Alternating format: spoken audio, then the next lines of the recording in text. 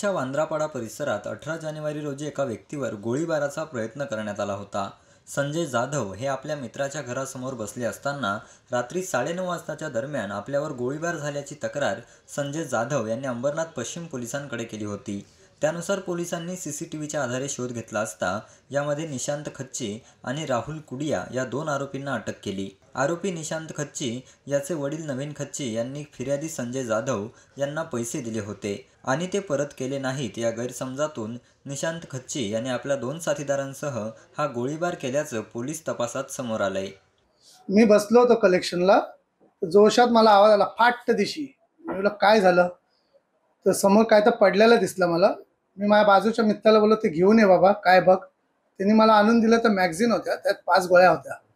5 गोळ्या होत्या तर मी बोललो अरे हे काय आता. मग मी ती उचलून साईडला ठेवलं आणि विचार करत होतो, तेवढ्यात मला फोन आले, संजय भाई तुम्हारे पे फायरिंग हो गया है.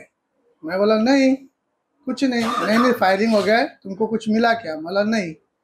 नंतर परत तो फोन कट केल्यानंतर परत एक फोन आला त्याच नंबरने मला, कि त्याच नंबरने फोन आला. म्हणून बोलते संजय भाई 2 लड़के लोग तुम्हारे पास वापस आ रहे हैं, तुम उधर रुको मत.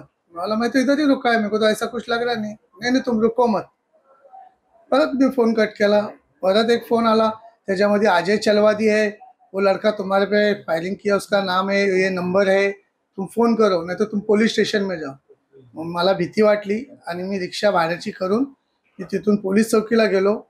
साहेबांना भेटलो, कंप्लेंट केली. तसेच सगळे पोलिस येऊन लगेच कारवाई करायला लागली.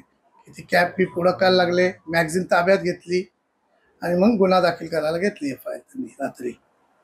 संजय जाधव यांनी दिलेल्या फिर्यादीनुसार पोलिसांनी घटनास्थळावरून मॅगझिन ताब्यात घेऊन सीसीटीव्हीच्या आधारे 3 संशयितांचा शोध घेऊन त्यातील 2 आरोपींना अटक केली.